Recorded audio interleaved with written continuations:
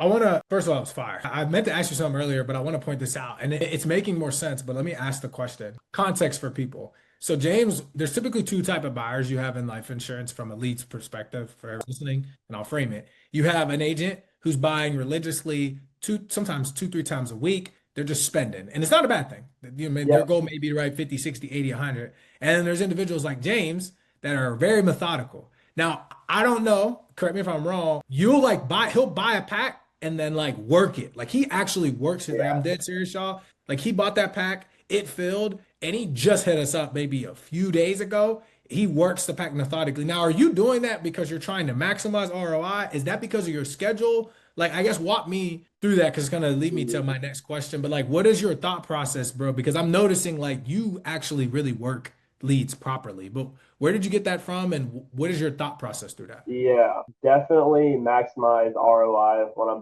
I'm buying leads. I mean, if I'm spending $1,400 on 25 leads, I'm gonna make sure I talk to everyone at least two or three times. I'm pretty sure out of the lead batch that I got, I talked to every single person except maybe one or two of them that just never answered. But I'll still go back and call them, obviously. But yeah, I mean, even if someone in a lead batch tells me no, they don't want it, I'll give them a couple days and I'll call them again. Like, I mean, sometimes it'll work. Sometimes, they'll scream at you, but, I'm talking to everyone at least two or three times on the lead batch.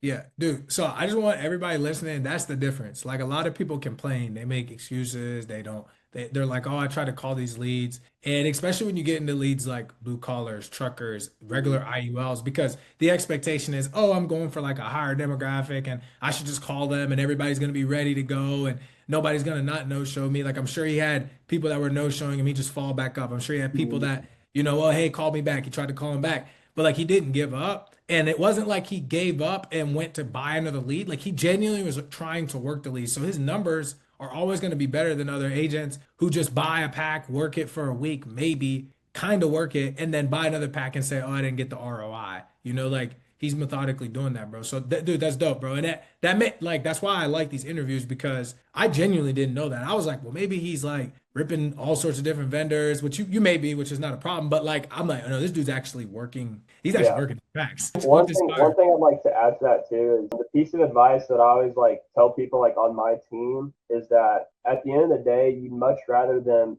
hate you than you never even talk to them. That's one thing. Like I'd rather the person hate my guts than me like never speak to them and at least try and maybe sell them. Mhm. So No, that's fire, bro. That's fire, yeah, bro. And that's gold, bro. Real quick, and then we'll transition to the end. Is I guess walk through your experience working with us. We are a different type of like lead company where yeah. so you have like a rep, you've got a community. It's not just buy leads, but for an agent that's watching this and he's like, I'm not in the community. I don't know what it's like.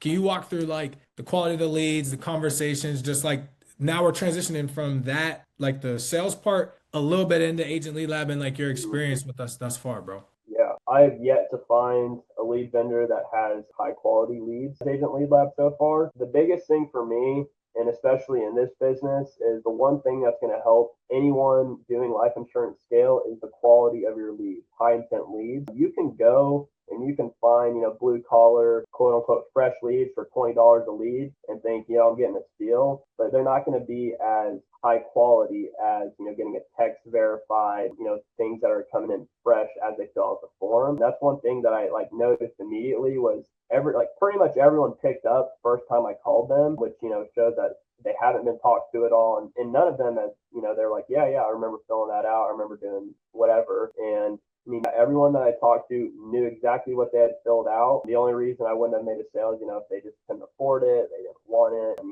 those are sometimes things you can't really control. But in terms of being able to get in like a quality conversation and actually getting into a presentation, getting into a pitch, it's there. The opportunity is there. You kind of have to take the risk of maybe spending the money on it. I mean, that's just part of it. I mean, everyone on my team, I've kind of moved them in the direction of Agent Lead Lab. Just like, listen, take the risk. It's $1,000, and they all have.